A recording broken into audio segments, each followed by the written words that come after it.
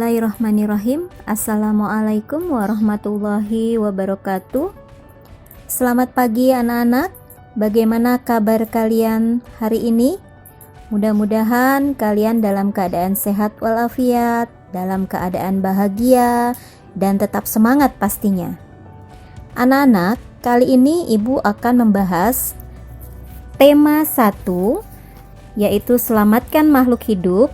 Subtema 2, hewan sahabatku, dan pembelajaran 1. Baik, kita mulai. Baiklah anak-anak, sebelum kita ke pembelajaran, Ibu akan bacakan dulu tujuan pembelajarannya. 1. Setelah mendengarkan teks laporan yang dibacakan, siswa mampu menemukan ide pokok dengan bantuan diagram. 2. Setelah menemukan ide pokok dari teks yang dibacakan, siswa mampu mengembangkan ide pokok dengan menggunakan bahasanya sendiri secara rinci. 3. Setelah membaca teks, siswa mampu mengklarifikasi hewan berdasarkan cara perkembangbiakannya secara ovipar dan vivipar serta manfaatnya. 4. Setelah berdiskusi, siswa mampu melaporkan hewan berdasarkan cara perkembangbiakan secara ovipar dan vivipar melalui tabel dan manfaatnya dengan benar. 5. Setelah membaca teks tentang ASEAN, siswa mampu menyebutkan kehidupan ekonomi dari dua negara terkait kondisi geografisnya dengan benar. 6. Setelah berdiskusi, siswa mampu menulis laporan tentang perbedaan kehidupan ekonomi dari dua negara terkait kondisi geografisnya dengan benar melalui diagram Venn.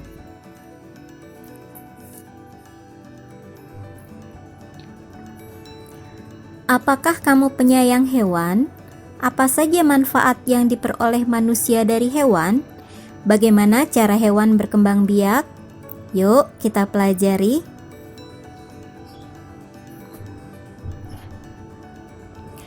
Negara-negara di Asia Tenggara memiliki banyak jenis hewan. Beberapa di antaranya ada yang dijadikan sebagai makanan, simbol negara, atau dijadikan binatang peliharaan. Gajah putih dianggap suci oleh beberapa negara di Asia Tenggara, seperti Myanmar, Kamboja, dan Thailand. Menjaga gajah putih adalah usaha yang sangat mahal, karena pemiliknya harus menyediakan makanan khusus untuk gajah. Indonesia dikaruniai luas wilayah lautan lebih besar dibandingkan luas daratan. Luas lautan Indonesia mencapai 5,8 juta kilometer persegi. Di dalam lautan Indonesia tersimpan potensi perikanan yang cukup besar, salah satunya ikan tuna. Ikan tuna adalah salah satu ikan yang paling banyak dicari negara lain, seperti Jepang, Amerika Serikat, dan Uni Eropa. Tahukah kalian, burung yang hidup di negara tetangga kita, burung takur dahan hidup di Malaysia. Hewan ini termasuk hewan yang dilindungi negara. Hewan-hewan di atas merupakan sebagian dari hewan yang hidup di Asia Tenggara. Setiap hewan memiliki kemampuan berkembang biak. Dengan berkembang biak, hewan dapat melestarikan jenisnya. Ada 3 macam kemampuan hewan berkembang biak, yaitu ovipar. Hewan yang berkembang biak dengan cara bertelur disebut ovipar.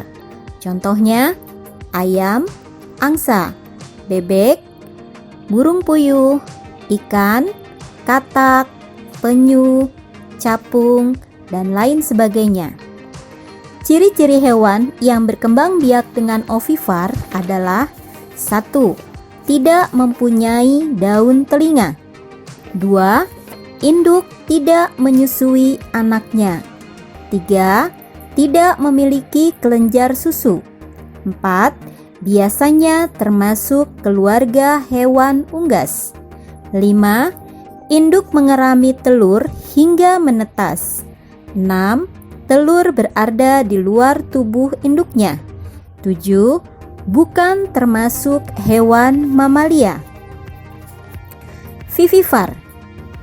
Selain bertelur, ada juga hewan yang berkembang biak dengan cara melahirkan. Hewan yang berkembang biak dengan cara melahirkan disebut vivipar.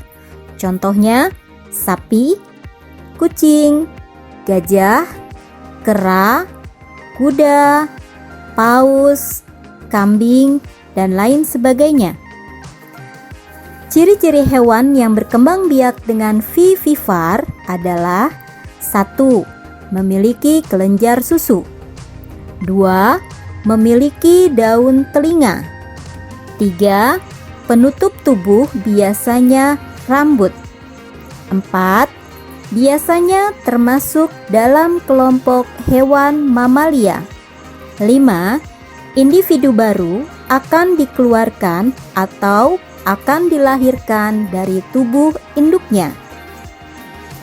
Dan yang terakhir, ovovivipar.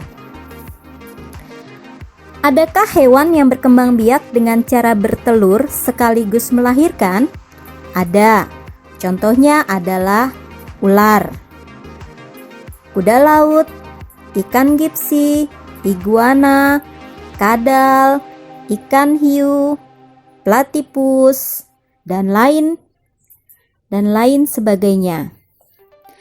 Kadang-kadang pada saat mengeluarkan anak-anaknya masih ada anak ular yang terbungkus cangkang telurnya. Perkembangbiakan seperti ini dikatakan bertelur sekaligus beranak.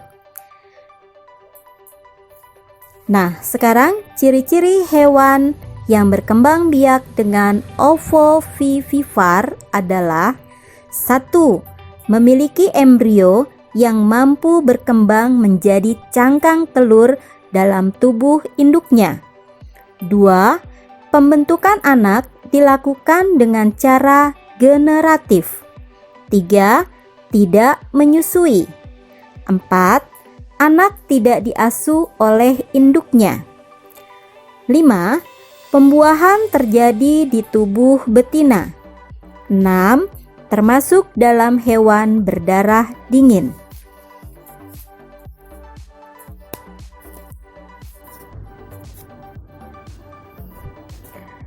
Hewan-hewan yang ada sangat membantu penduduk di kawasan Asia Tenggara dalam kegiatan ekonomi. Kondisi geografis di Asia Tenggara membantu penduduknya memanfaatkan hewan dalam kehidupan sehari-hari. Ikan banyak dijual dan dikonsumsi. Hewan ternak banyak yang dijual dalam negeri, bahkan sampai ada yang mengekspor. Kamu bisa belajar lebih banyak mengenai kegiatan ekonomi di kawasan Asia Tenggara terkait kondisi geografisnya. Potensi ekonomi negara-negara anggota ASEAN. Kawasan Asia Tenggara terletak pada jalur perdagangan dunia. Kawasan ini menjadi jembatan antara kawasan Eropa dan Asia Timur. Oleh karena itu, Asia Tenggara menjadi wilayah persaingan bagi pihak-pihak yang ingin memanfaatkan kedudukan strategis kawasan ini. ASEAN berperan sebagai wadah untuk menghindari persengketaan yang mungkin timbul. Dengan posisi yang strategis ini, setiap negara di kawasan Asia Tenggara memiliki kekayaan sumber daya yang menjadi kekuatan negara. Berikut contoh kegiatan ekonomi di kawasan Asia Tenggara. Brunei Darussalam. Negara ini terkenal dengan kekuatan sumber daya alam berupa minyak bumi dan gas alam. Brunei menjadi negara di Asia Tenggara yang memiliki pendapatan per kapita tertinggi karena gas alamnya. Filipina. Filipina adalah sebuah negara kepulauan yang mata pencaharian sebagian besar penduduknya adalah di bidang pertanian. Filipina berhasil menjadi salah satu negara di dunia yang dapat membangun dan mengembangkan pertaniannya dengan baik. Beberapa produk unggulan hasil pertaniannya diekspor ke berbagai negara, seperti nanas, padi, kelapa, dan gula. Hasil pertanian ini juga yang menunjang perkembangan ekonomi negara ini. Indonesia. Indonesia sebagai negara kepulauan terbesar di kawasan ini. Indonesia memiliki ragam sumber daya alam yang sangat kaya. Banyak hal yang dapat dikembangkan untuk memperkuat perkembangan ekonomi Indonesia. Saat ini, Indonesia mengekspor minyak dan gas bumi, tekstil, dan produk-produk dari kayu. Pertambangan menjadi salah satu pintu masuk para pengusaha mancanegara ke Indonesia. Keindahan alam Indonesia pun merupakan daya tarik yang menjadi sumber devisa negara dari sektor pariwisata. Kamboja. Di Kamboja mengalir Sungai Mekong. Daerah ini sekitar Sungai Mekong merupakan daerah yang subur. Mata pencaharian penduduk Kamboja adalah pertanian. Hasil pertanian Kamboja yang besar adalah padi dan karet. Laos. Laos bertetangga dengan Kamboja. Negara ini dilewati oleh aliran Sungai Mekong. Sama seperti di Kamboja, kegiatan pertanian banyak dilakukan di sepanjang aliran sungai ini. Sebagian besar hasil pertanian dinikmati oleh masyarakat Laos. Malaysia. Kegiatan ekonomi utama penduduk Malaysia adalah di bidang pertanian, pertambangan, dan perindustrian. Perdagangan internasional merupakan salah satu kegiatan ekonomi Malaysia yang mengalami pertumbuhan tercepat. Peralatan elektronik, minyak, dan gas bumi diekspor ke negara lain.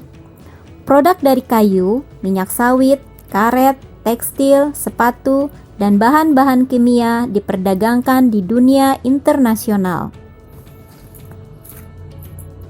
Myanmar. Mata pencaharian utama penduduk Myanmar adalah pertanian, perkebunan, dan pertambangan. Padi merupakan hasil utama dari pertanian di sana. Myanmar merupakan salah satu negara penghasil padi terbesar di Asia Tenggara. Singapura. Singapura merupakan negara paling maju di kawasan ASEAN. Letak Singapura sangat strategis. Saat ini, Singapura menjadi negara transit teramai di Asia.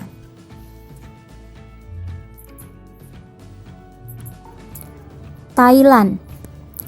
Thailand sering disebut sebagai lumbung padi di Asia Tenggara. Padi memang merupakan hasil pertanian terbesar dari negara ini. Selain itu, perkebunan, kehutanan, pertambangan, dan industri juga merupakan kegiatan ekonomi penduduk Thailand. Saat ini, penghasilan utama Thailand adalah sektor pariwisata.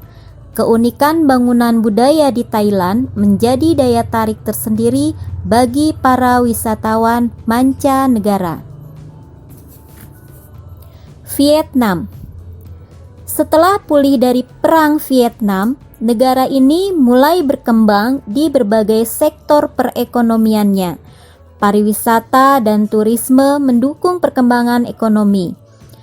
Bidang pendukung lainnya seperti usaha jasa di bidang perhotelan, restoran, serta transportasi juga turut berkembang pesat.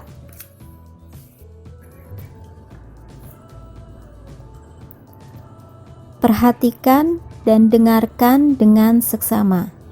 Ibu akan membacakan sebuah teks laporan. Bebek. Bebek adalah unggas yang hidup di darat tetapi menyukai perairan. Penduduk Indonesia banyak memanfaatkan daging dan telur bebek untuk kebutuhan sehari-hari. Bulu bebek tidak pernah basah meskipun ia berenang dan menyelam.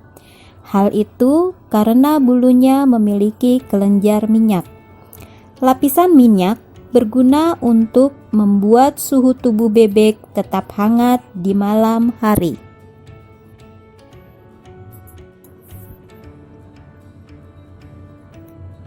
Nah, anak-anak, demikianlah penjelasan pembelajaran kali ini. Mudah-mudahan kalian dapat memahami dan dapat mengerti. Masih semangat kan? Alhamdulillah. Nah, inilah tugas dan latihan pembelajaran kali ini. 1. Bandingkanlah negara-negara tersebut dari kehidupan ekonominya. Tulislah hasilnya dalam bentuk diagram Venn berikut. 2. Kelompokkanlah hewan-hewan yang ada di dalam teks dan yang kamu temukan ke dalam diagram Venn berikut berdasarkan cara perkembangbiakannya.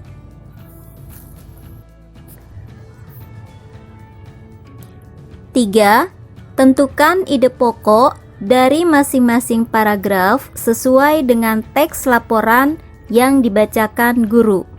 Judul bebek. Gunakan diagram berikut untuk mencatat ide pokok yang kamu temukan.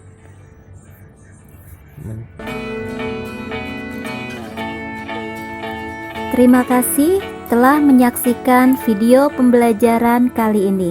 Wassalamualaikum warahmatullahi wabarakatuh.